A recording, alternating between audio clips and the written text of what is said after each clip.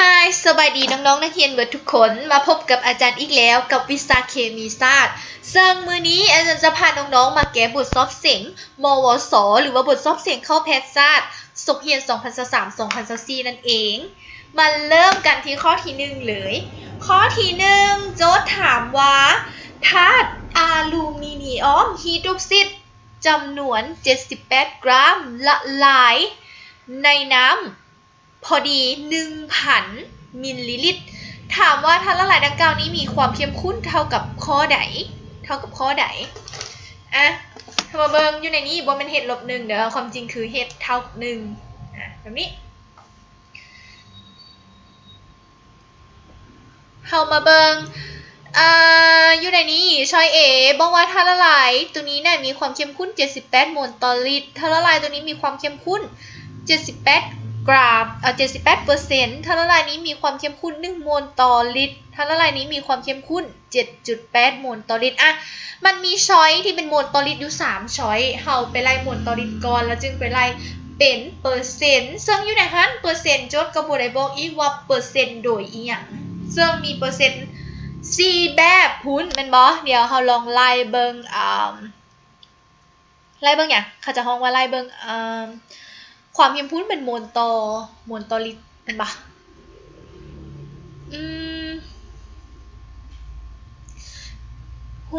เฮาฮู้หยังจังในนี้แน่นอนเฮาฮู้อลูมิเนียมฮีดรอกไซด์เฮาไล่มวลสารโมเลกุลของมันก่อน M ใหญ่เท่ากับ27บวกให้ออกซิเจน16เป็น17คูณด้วย3นั่นบ่เท่าไหร่27บวกให้17คูณ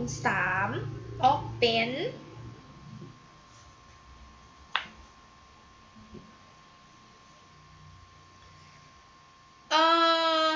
46ถูกบ่ว่ามันต้องหลายกว่านั้นนะแป๊บนึงเดี๋ยวจะขอไล่แป๊บนึง17คูณ3บวกให้27เท่ากับ78มันบ่กรัมต่อโมลเราฮู้อย่างอีกนี่ฮู้มวลสาร M น้อยเท่ากับ78 กรัมฮู้อย่างอีก V เท่ากับ1,000 ml สิ่งที่เราต้องการซอกหาอย่างความเข้มข้นเป็นโมลต่อลิตรแม่นบ่ซอกหา C เท่ากับเท่าใดจากหยัง M น้อยส่วน M ใหญ่เท่า CV ส่วน 1,000 เฮาแทนค่าใส่เฮาจะได้เท่าใด78 กรัมส่วน78กรัมต่อโมลนั่นบ่เท่ากับ C คูณด้วย V คือ 1,000 เห็นบ่หารให้ 1,000เป็นเท่าไหร่นี่จะได้C มีความเข้มข้นเท่ากับ1 โมลแม่นบ่ดังนั้นเฮาจึงตอบไปเลยว่า C เท่ากับ1 โมล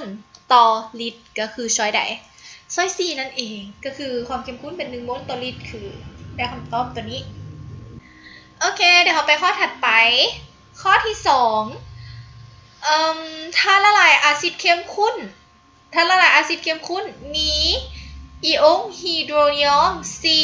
คูณ10 กำลังลบ7 โมลต่อเดซิเมตรก่อนจะมี pH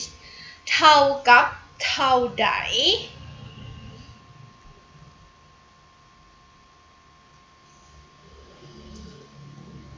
ซอกหา pH เท่าลบล็อกของ H3O บวกมันบ่เมื่อเราแทนค่าใส่เราจะได้ pH เท่าไหร่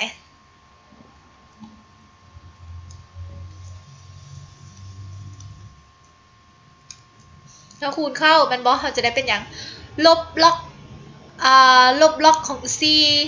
ลบให้ ลบล็อกของ4ลบล็อกของ10กำลังลบ7เอา7ลงมาก็จะเป็นลบให้ลบ7ล็อกของ10เป็นปะสุดท้ายเขาก็จะได้เท่าไหร่7ลบให้ล็อกของ4ซึ่งล็อกของ4เท่า 0.602 เท่าไหร่6.4 มีบ่6.4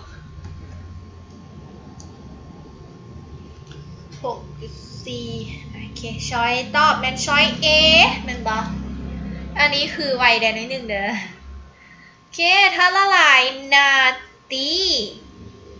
ฮิดรอกซิดเข้มข้น 0.05 โมลต่อลิตรจะมี pH เท่ากับเท่าใดNaOH บ่มีวงเล็บ NaOH เท่ากับ5คูณ10กำลังลบ2โมลต่อลิตรเท่ากับ OH ลบเลยเพราะอย่างเพราะนาตรีฮิดรอกซิดนี้เป็นบาเซอร์แห้งแตกตัวได้ 100% เหมือนบ่แตกตัวได้ 100% บัดนี้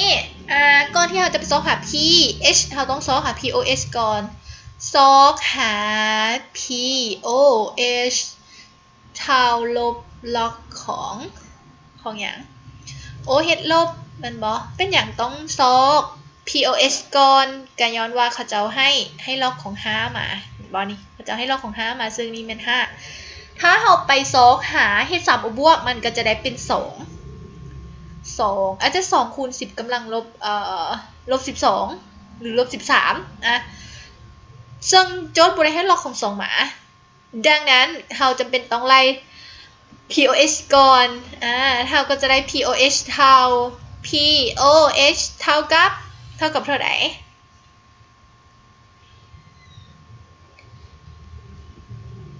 ล็อกของอย่างลบล็อกของ5คูณ10กำลังลบ2ก็จะได้เป็น2ลบให้ล็อกของ5 0.69 เท่ากับเท่าไหร่2ลบ 0.69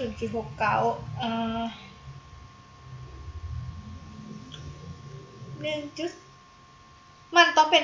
1.69 แม่นบ่เดี๋ยวแป๊บนึง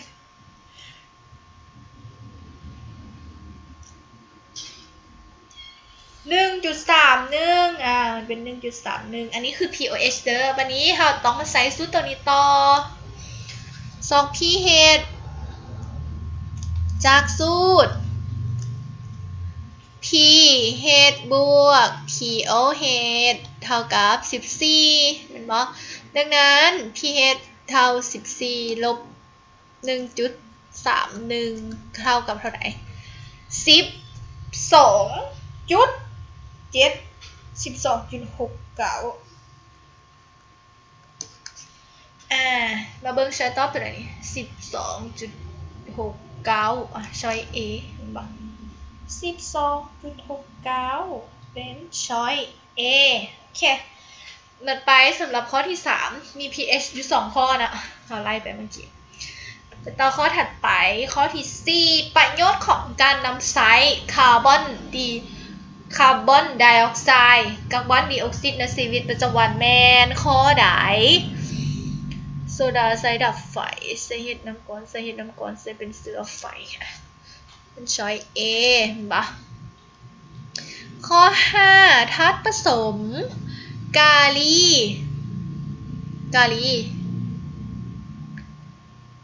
อันนี้อย่างอาจจะเป็น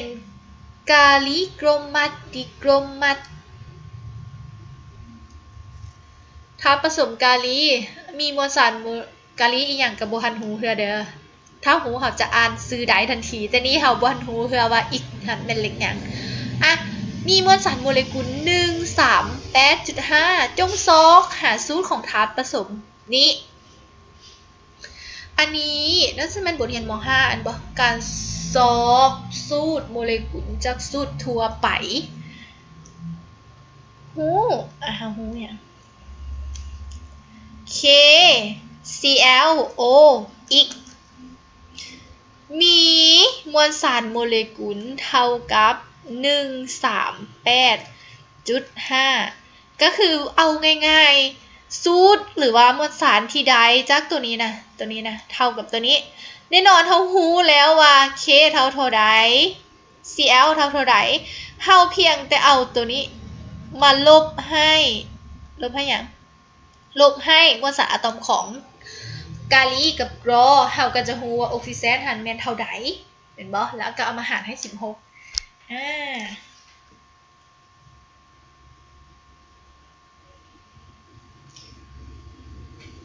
ซอหาอีกเท่าใดไปมาเลยอันนี้แม่นเท่าใดกาลีเขาจะให้เมื่อกี้นี่39มา39บวกให้35.5บวกให้16คูณด้วยอีกเท่ากับ138.5เห็นบ่16อีกเท่ากับ138.5ลบให้เท่าไหร่วะลบให้39 64จุด74.5บ่เอาเท่าไหร่64แม่นบ่64 16อีกเท่า64อีกเท่า64ส่วนให้16เท่ากับเท่าไหร่เท่ากับ4ดังนั้นอีกเท่ากับ4สูตรก็จะเป็นกาลิออมดีโกรมัสบ่แม่นเขาจะห้องอย่างกาลีแตกโกลลัดเป็นซอยชีนั่นเองข้อ6จงเขียนสมผลแสดงคู่อะซิดบาเซอร์ของอย่างอะซิดกับบอนิกเมื่อละลายในน้ำก็ต้องเป็นตัวไหนทุกสมผลมันคือกันเบิดเป็นบ่ต่างแต่ว่าเป็นอะซิดบาเซอร์ที่อะซิด2แน่นอนเขาต้องนับตัวทำอิฐเป็นตัวที่1มาเบิ่งช้อยที่เป็นไปได้มันก็มีตัวเดียวเป็นบ่ช้อย B เป็นบ่ต้องเป็นอะซิด1บาเซอร์1อะซิด2และบาเซอร์2ช้อย B ถูกต้องโอเคไปข้อถัดไปเด้อข้อ7เพิ่นวิเคราะห์ธาตุผสม1พบว่ามีกาลี 36.8% กรอ 27.5% และออกซิเจน 35.7% ทางด้านมวลสารจงสอบหาสูตรง่ายดายของธาตุผสมนี้สเต็ปของการสอบหาสูตรง่ายดายก็คือ 1. ต้องรู้เปอร์เซ็นต์หรือมวลสาร 2. นำเอาเปอร์เซ็นต์หรือมวลสารนั้นมาหารให้มวลสารโมเลกุล 3. เอา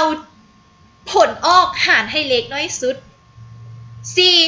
ปรับให้มันเป็นเลขถ้วนนั่นบ่แล้วก็จะรู้ว่าสูตรง่ายดายหันเขียนแนวใดก็คืออัตราส่วนระหว่างอะตอมของธาตุที่เอามาเขียนเป็นธาตุผสมหันเดี๋ยวเราลองไปไล่นำกันสเต็ปที่1อาจารย์บ่เขียนข้อมูลฮู้เลยนะอาจารย์จะไล่แบบไวๆเลยสเต็ปที่1ก็คือเอาธาตุที่เข้าร่วมปฏิกิริยานี้มาเขียนแล้วไซส์อย่างเปอร์เซ็นต์หรือมวลสารซึ่งในนี้เขาจะบอกเปอร์เซ็นต์มา 36.8% ส่วนในมวลสารอะตอมของกาลีก็คือ39นั่นเองและก็กรอมีเท่าไหร่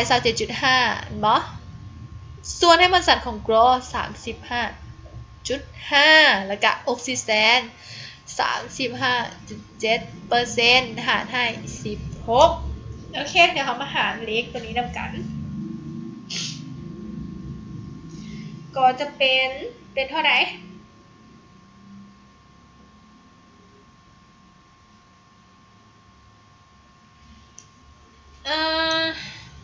ผลออกจะได้เป็นเท่าไหร่ 0.94 0.77 2.23 แล้วก็เอามาหารให้เล็กถ้วนน้อยสุดเอามาหารให้เล็กน้อยสุดอย่างนี้ก็ 0.77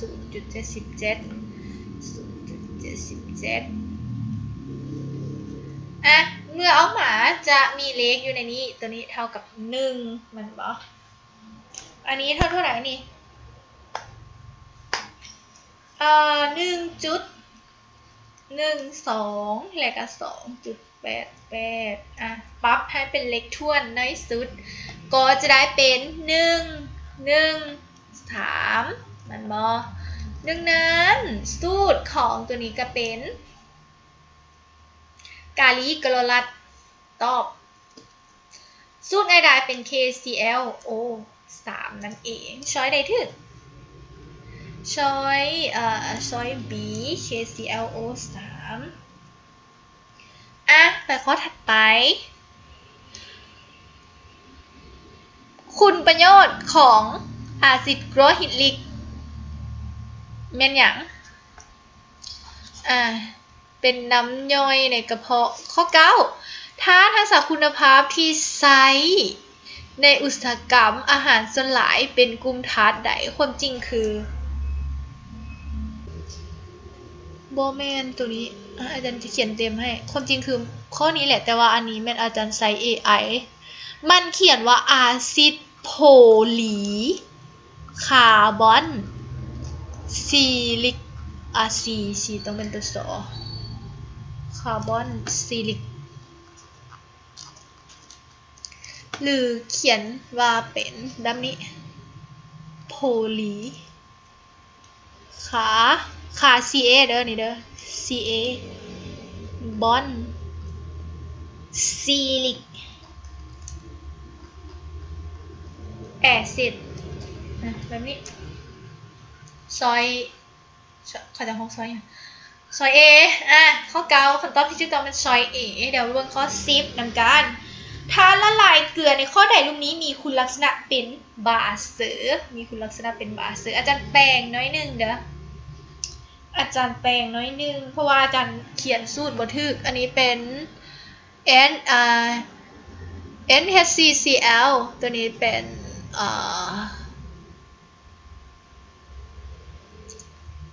เขาจะฮ้องอย่างกาลีอะเซตัสมาเบิ่งช้อย A โอเคเป็นเมตาโนอัตนาตีเมตาโนอัตตัวนี้โอเคเป็นเบสแต่ตัวนี้เป็นกลางตัวนี้บ่ถูกตัวนี้เป็นอาซิดตัวนี้ก็บ่ถูกเขาจะถามว่ามีคุณลักษณะเป็นเบสก็คือเป็นบาเซอร์นี้ต้องมาจากหยังต้องมาจากเบสแห้งบวกกับอาซิดอ่อนดังนั้นเราต้องรู้ว่าแอซิดตัวใดแห้งอาซิดตัวใดอ่อนเราจึงจะตอบได้ว่าเกลือ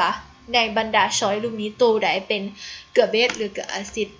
อันนี้เป็นเกลืออาซิดเพราะว่าอาซิดกรอฮิลิกแห้งอันนี้เป็นเบสอันนี้เป็นเกลือกลางอันนี้ถูกแต่อันนี้บ่ถูก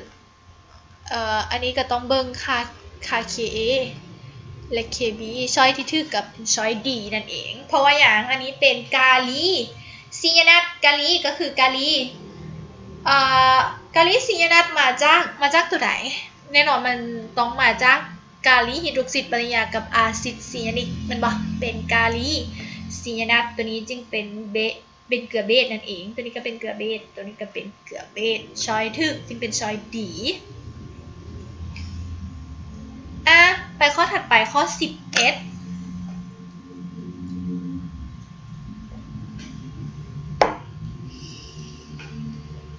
คำถามว่าถ้าละลายอาซิดกรอฮิลิกปฏิกิริยากับนาตีฮิดรอกซิดจงซอกค่า pH ของธาตุผสมนี้ซอกค่า pH ของธาตุผสมนี้แน่นอนการซอกค่า pH ของเกลือต้องเฮ็ดจังไดต้องไปเบิ่งว่าธาตุตัวใดเหลืออาซิดหรือบาสเหลือถ้าอาซิดเหลือเราก็จะไล่ pH จากโมลของตัวเหลือนั้นถ้าเป็นเบสเราก็จะไล่ pOH หรือว่าไล่ pH จากอย่างตัวที่เหลือนั้นซึ่งอยู่ในนี้มันจะง่ายบอนว่ามันเป็นอาซิดแห้งกับบาสแห้งมันจะไล่ง่ายกว่าโอเคเดี๋ยวเรามาเบิ่ง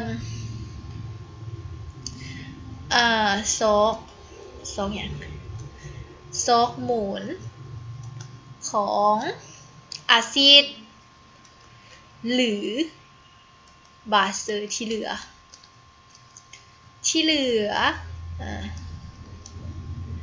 มาเบิงท่าเขียนสมผลอะซิดกรอฮิลิกปริยากับนาตีออมฮิดรอกซิดเราจะได้เกลือเป็นนาตีกลอรัวบวกให้น้ำมันบ่โมลก็คือโมลมาจากใส่โมลเท่า n เท่า cv มันบ่n เท่า cv ในนี้เราจะซอกโมลว่าโมลของตัวใดมันเหลือ n เท่า cv ก็จะต้องโมลของอะซิดกรอฮิลิกก็จะต้องเท่ากับความเข้มข้นของอะซิดกรอฮิลิกก็คือ 0.4 คูณด้วยในนี้อาจารย์จะแปลงทุกอันให้มันมาเป็นหัวหน่วยลิตรเด้ออันนี้ก็จะเป็น 0.1 ลิตรมันบ่อันนี้ก็ต้องเป็น 0.05 ลิตรอันนี้ในนี้ก็เลยเป็น 0.1 อันนี้ต้องเป็นเท่าไหร่นี่ 0.2 คูณให้ 0.05 มันบ่เอาเท่าไหร่บ้านี่ 0.4 คูณ 0.1 ออก 0.04 ถึงบ่0.4 คูณ 0.1 ออกเป็น 0.04 โมลส่วนตัวนี้ก็ต้องเป็นออกเป็น 0.01 ถึงบ่0.2 คูณ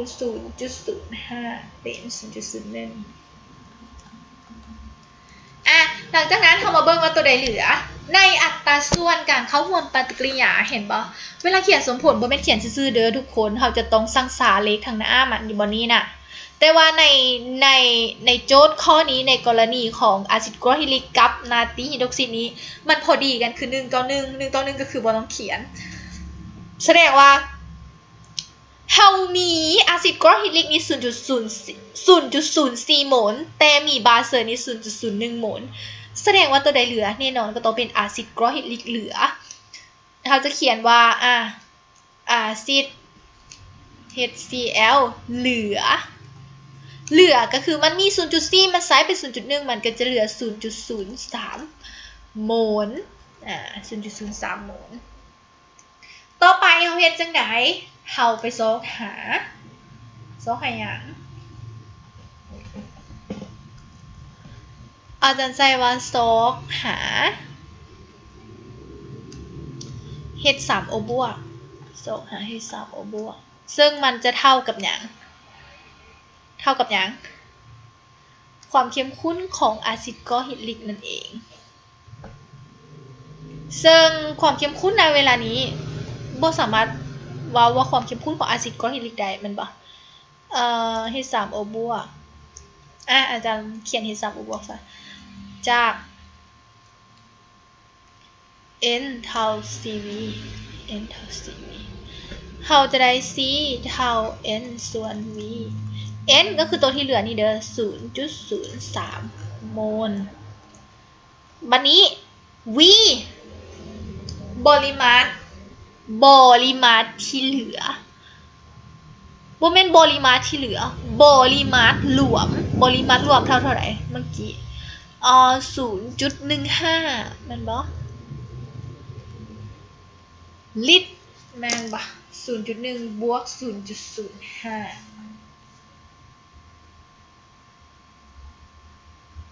เฮาก็จะได้เท่าไหร่ 0.03 หาร 0.15 เป็น 0.2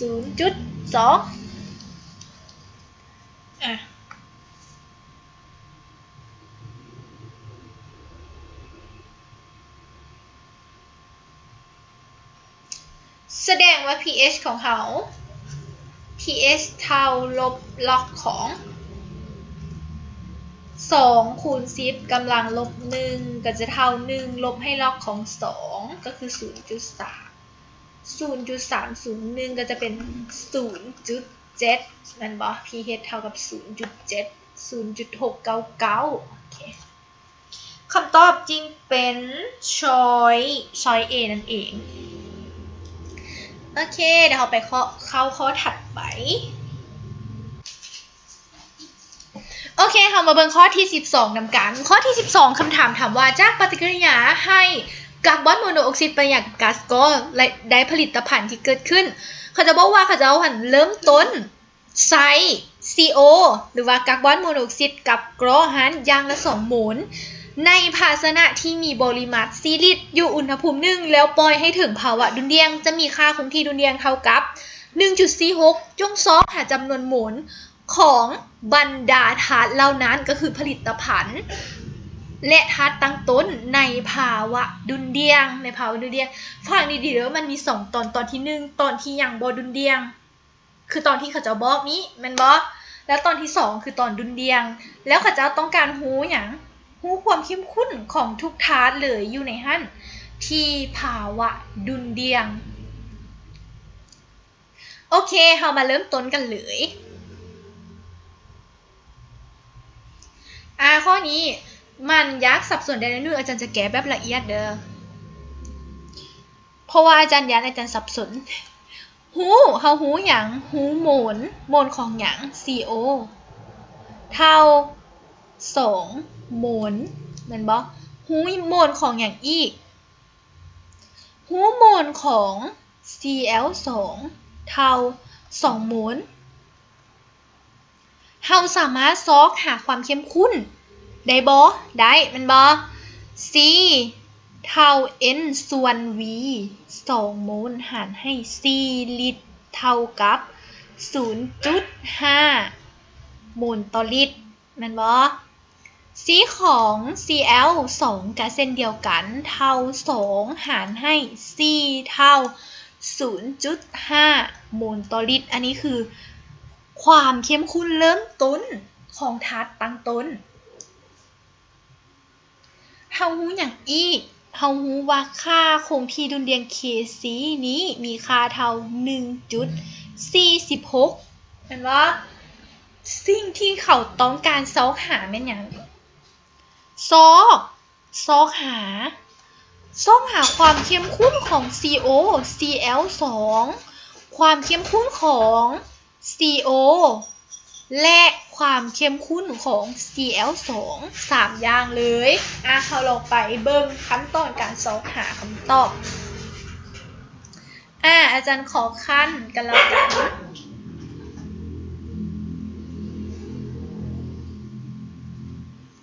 ขั้นตอนทำอีทเราก็จะต้องเขียนอย่างเขียนสมผล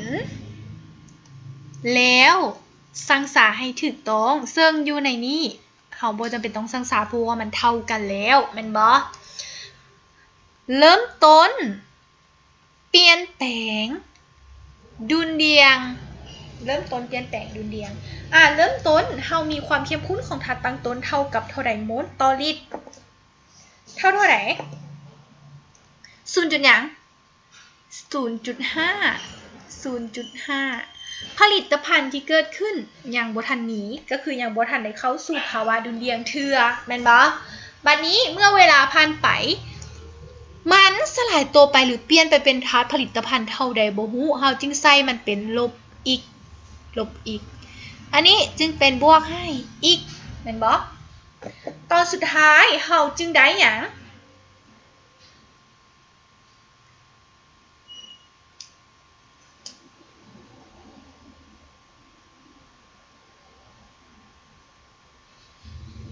เฮาจึงได้หยัง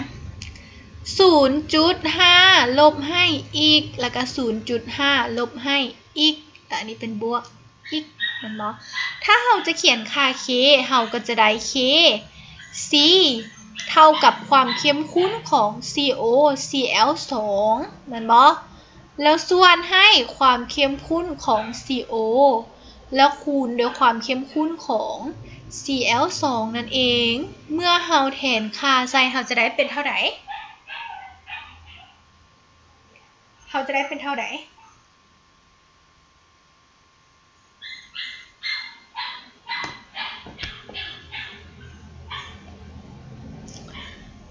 เท่าแทนค่าใส่เราจะได้ 1.46 เท่ากับอีกส่วนให้อย่าง 0.5 ลบให้อีก มันบ่ 0.5 ลบให้อีกวิ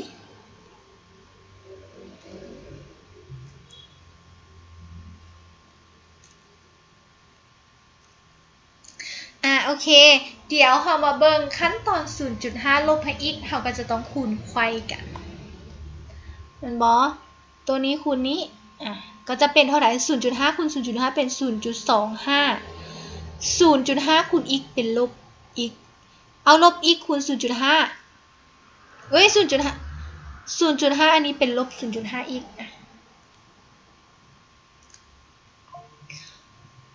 ลบ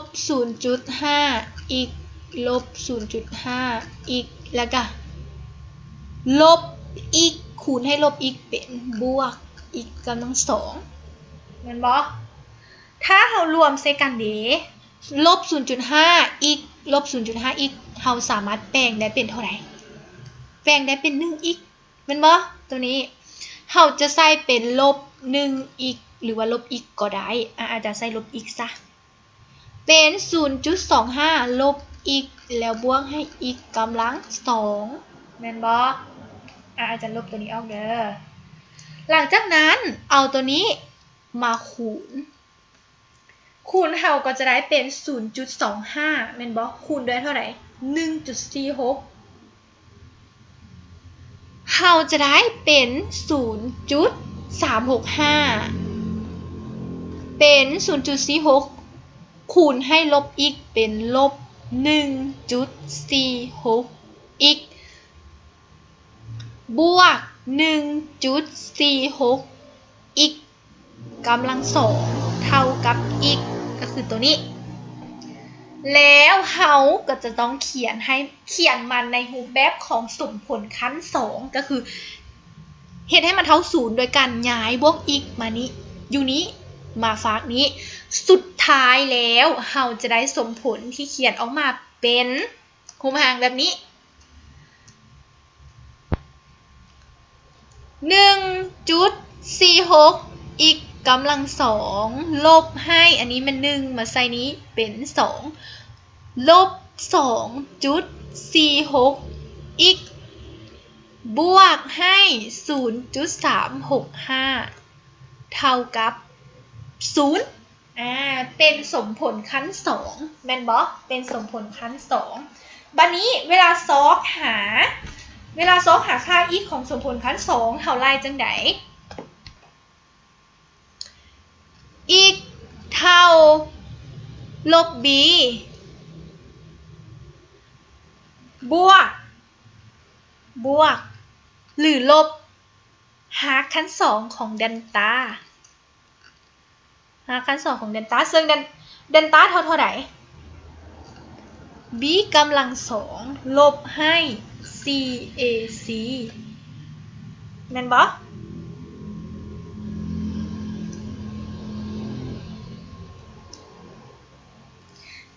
เราลองไปซอฟ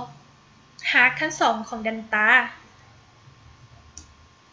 อาจารย์ใส่หาขั้น2ของเดลต้าเราจะไล่หาขั้น2ของเดลต้าก่อนเด้อหาขั้น2ของเดลต้าจะต้องเท่ากับ b กำลัง2ก็จะเป็นเท่าไหร่2 b กำลัง2หมายถึงลบ 2.46 แม่นบ่คูณลบ 2.46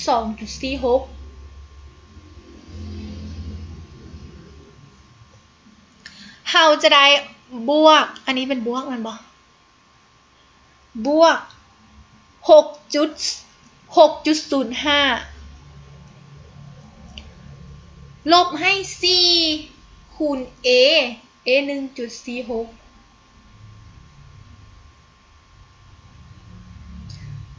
cac c ก็คือ 0.365 ลบให้เท่าไหร่นี่ 2.13 สุดท้ายเราจะได้เดลต้าเท่ากับเท่าไหร่ 6.05 ลบให้ 2.13 เท่ากับหาขั้น2ของ 3.92 เอาออกหาคัน2ออก1.97 อันนี้แมนหาคัน2ของเนี้ยแต่มาไล่อีก1อีก2ลองเบิงอีก1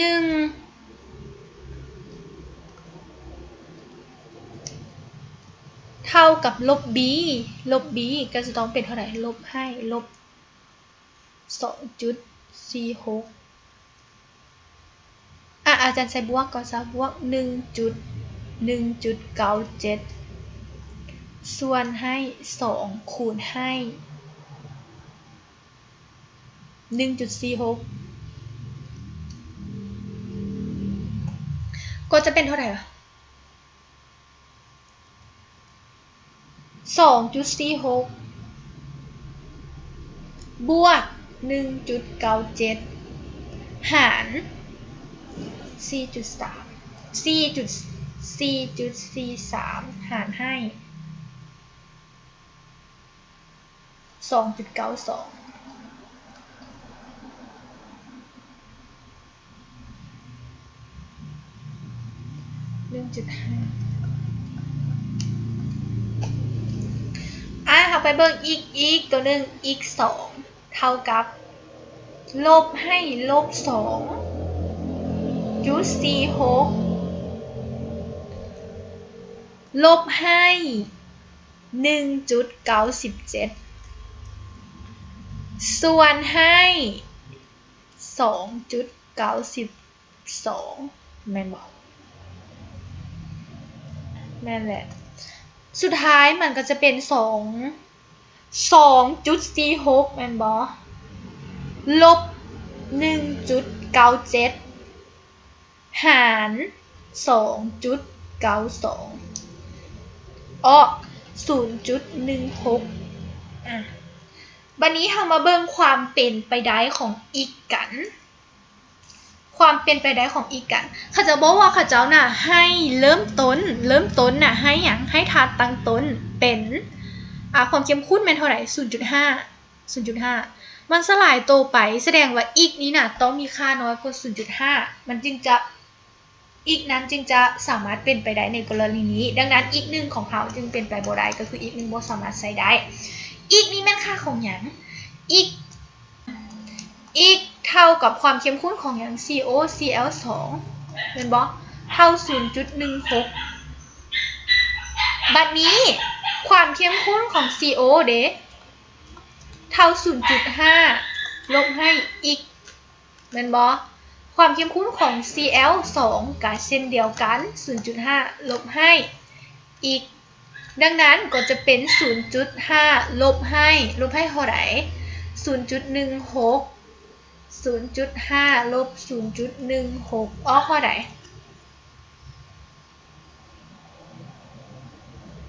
0.34 แม่นบ่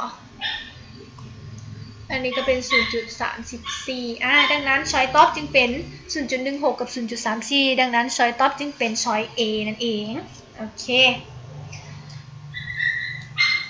ไปข้อถัดไป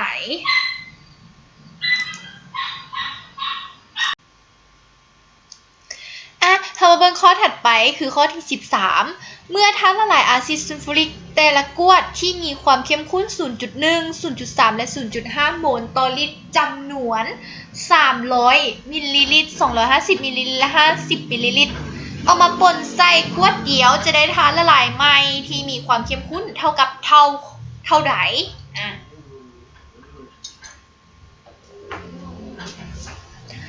คืออยู่ในนี้แน่นอนมันเป็นการรวมมันบอการรวมอย่างรวมธาตุผสมดังนั้นสูตรที่เราจะใช้ก็คือสูตรตัวไหน C รวมคูณด้วย V รวมเท่าผลบวกของ C1 คูณด้วย V1 มันบวกให้ C2 คูณด้วย V2 และบวกให้ C3 คูณ V3 เพราะว่ามันมี3ขวดมันดังนั้นเมื่อเราแทนค่าใส่เราจะได้เท่าไหร่ วิรวมเราสามารถรู้ได้บ่แน่นอนเราสามารถรู้ได้ด้วยการเอาปริมาตรของทั้ง3กวดนี้มารวมกันแม่นบ่ดังนั้นเราจะได้เป็นCรวมคือตัวที่เราต้องการซอกหาคูณโดยวิรวมก็คือ600นั่นเอง600มาจากใส่อาจารย์300บวก200 50บวก50แม่นบ่บัดนี้ C1 เท่าใด 0.1 คูณด้วย300บวกให้ 0.3 คูณด้วย250สุดท้ายบวกให้ 0.5 คูณด้วย50เห็นบ่เราจะได้คำตอบออกเป็นเท่าไหร่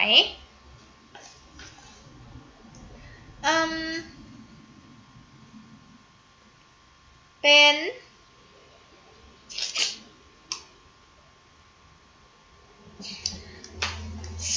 30คูณ1300คูณแม่นบ่เป็น30คูณ1เป็น30บวกให้25คูณ3เป็น75บวกให้5คูณ5เป็น25Cรวมเท่ากับเท่านี้หารให้600แม่นบ่เป็นเท่าไหร่นี่130หาร600เท่าไหร่0.216อาจารย์เอา 0.22 ซะ 0.216 โอเคหมดไปสำหรับข้อที่13เดี๋ยวเราเข้าข้อที่14ข้อที่14คำถามถามว่าก๊าซแอมโมเนีย2โมลในภาชนะ1ลิตรอยู่อุณหภูมิ650650องศาเมื่อระบบเข้าสู่ภาวะดุลเดียงเพราะว่ามีก๊าซแอมโมเนียเพียงแต่ 71% ของเวลาเริ่มต้นจงคำนวณว่าค่าคงที่ดุลเดียงของปฏิกิริยานี้มีค่าเท่ากับเท่าใด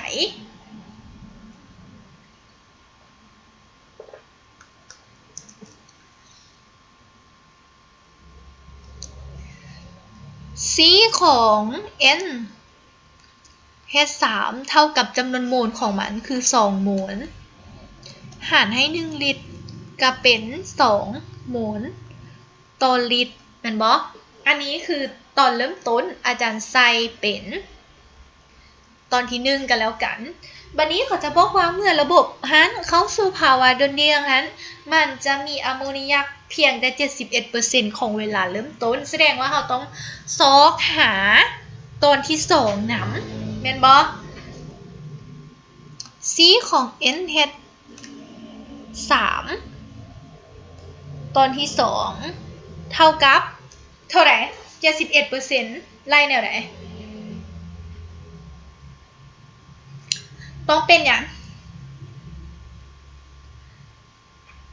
71คูณ2แล้วส่วนให้100แม่นบ่ออกเท่าไหร่71คูณ2หรือว่าถ้าไผที่บ่ถนัดตัวนี้เขาก็เขียน2นี้เป็น 100% แล้ว71จะเท่ากับอีกแบบนี้ก็ได้คือกันถ้าเราคิดสูตรบ่ออกความจริงอันเดียวกันเนาะ71คูณ2หาร100เท่ากับเท่าไหร่ 1.42 โมลต่อลิตรอันนี้คือตอนที่2เด้อ 71% นะเท่า 1.42 บัดนี้เราจะซอกหาหยังเขาจะบอกว่าเขาจะต้องการรู้ค่าคงที่ดุลเดียงแม่นบ่ซอก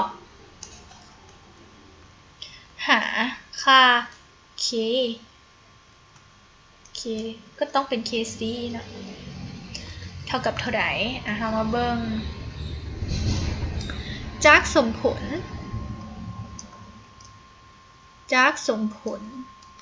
แอมโมเนียสลายตัวได้ก๊าซไฮโดรเจนบวกก๊าซไนโตรเจนสร้างสารสมผลให้เรียบร้อยอันนี้ต้องเป็นเท่าไหร่วะ 3อันนี้ต้องเป็น1อันนี้ต้องเป็น2หลังจากสร้างสมผลเรียบร้อยแล้วเราก็มาเขียนขั้นตอนเริ่มต้นเปลี่ยนแปลงแล้วก็ดุลเดียงเริ่มต้นมีอะโมเนียเท่าไหร่2อย่าง2โมลต่อลิตรแม่นบ่ยังบ่ทันมีผลิตภัณฑ์เทื่อบัดนี้เมื่อเวลาผ่านไปน่ะมันถึกสลายตัวไปเท่าใดบ่ฮู้แต่ที่แน่ๆคือตอนสุดท้ายมันเหลืออยู่ 1.42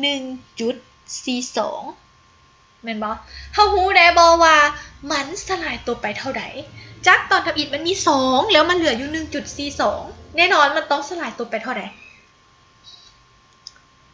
เฮาจะต้องเขียนลบหยัง 0.58 บัดนี้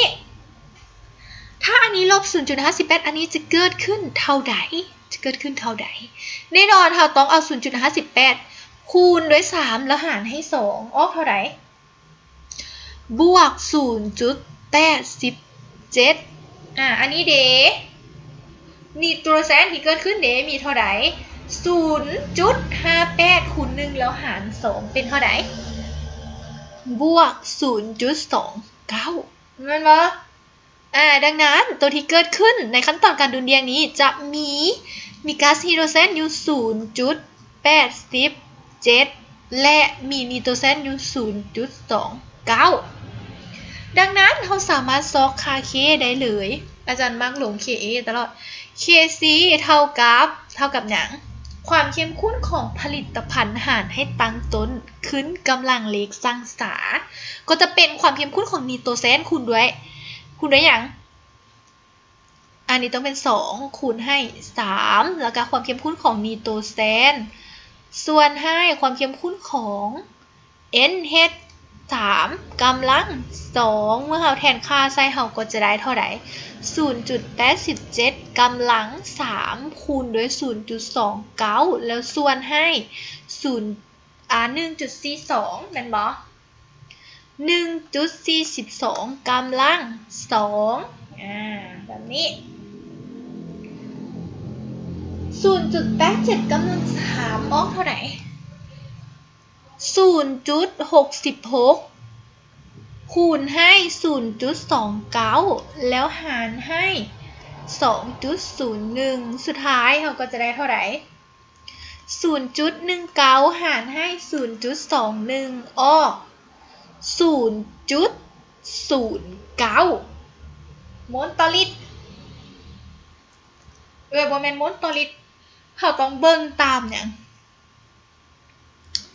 ตามอันนี้เป็นต้องเป็นโมลกำลัง2ต่อลิตรกำลัง2เห็นบ่ใส่ได้ว่าคำตอบที่ถูกต้องจึงเป็นช้อย B นั่นเอง 0.9 9คูณ10กำลังลบ2 9คูณ10กำลังลบ2โอเคเดี๋ยวเราไปเบิ่งข้อถัดไปข้อ15ข้อสุดท้ายข้อ15อันนี้จะลงเห็นข้อ25ข้อ15เด้อมาเบิ่งข้อที่15เหตุชนิดหนึ่งประกอบด้วยเหล็ก2ซุลฟัวและสิ่งเจือปนที่บ่เกิดปฏิกิริยากับอาซิดเมื่อให้เฮนี้20 กรัมปฏิกิริยากับอาซิดซัลฟูริกที่มีปริมาณหลายเกินพอเมื่อปฏิกิริยาสิ้นสุดลงค้นพบว่าปรากฏไดไอซ์ซัลเฟอร์ 3.4 กรัมจงซอกหาส่วนห้อยของหยังของเหล็ก2ซุลฟัวในแฮดังกล่าวอันนี้เป็นห้อยละผลผลิตแม่นบ่โจทย์ข้อนี้ขั้นตอนทำอิฐเอาเฮ็ดจังได๋ข้าเจ้า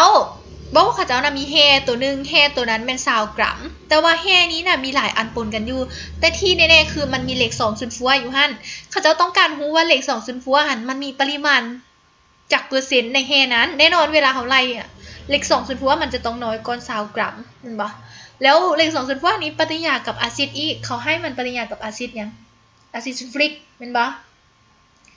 สิ่งที่เรารู้ก็จะมีประมาณรู้หยังมวลสารของแฮ M แฮเท่า20 กรัมรู้หยังอีก มวลสารของไฮโดรเจนซัลฟัวที่เกิดขึ้นก็คือ 3.4 กรัม25%25%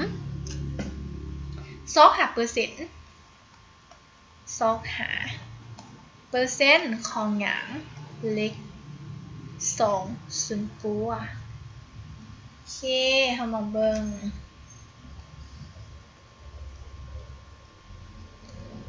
หาหยัง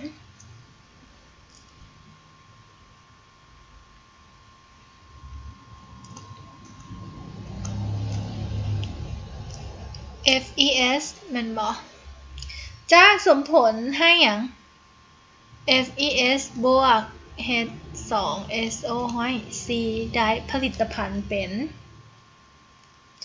FeSO4 บวกให้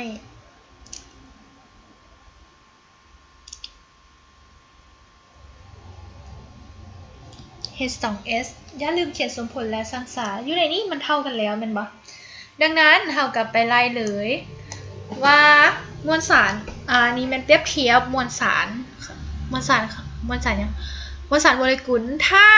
88นี่ไล่จากสูตรเด้อ88ก็คือได้จากเหล็ก56บวก32นั้นถ้าใช้เหล็ก2ซัลฟัว88 กรัมจะต้องได้อาซิดเกิดขึ้นแม่นเท่าไหร่34 กรัมแล้วถ้ามันมีอาซิด 3.4 กรัมเนี่ยมันจะต้องใช้เหล็ก2ซัลฟัวเท่าใดแน่นอน 8.8 กรัมแม่นบ่เบิ่งอัตราส่วนนี้88กับ34อันนี้มี 3.4 อันนี้ก็ต้องเป็น 8.8 หรือว่าฉันก็คูณก็ได้แต่ก็ออกเท่ากันถ้าเราอยากเขียนละเอียดเราก็จะเฮ็ดอีกเท่ากับเท่าไหร่88 กรัมคูณด้วย 3.4 กรัมแล้วหารให้ 34 กรัมก็คือคูณไขว้นั่นแหละออก 8.8 กรัมคือเก่านั่นแหละโอเคถัดไปเดี๋ยวเราไปเบิ่งหยังการสอบหาเปอร์เซ็นต์ของ FeS เท่ากับมวลสารของ FeS นั่นแหละส่วนให้มวลสารของแฮแล้วคูณด้วย100ก็จะเป็นเท่าไหร่ 8.8 คูณ100ส่วนให้สาวเห็นบ่สุดท้ายเราก็จะได้เท่าไหร่เปอร์เซ็นต์ของ FeS เท่ากับ 44% เอง44%ช้อยจึงเป็นช้อยดีมี FeS 44% และแล้วบทเรียนของเราก็จะหมดเพียงเท่านี้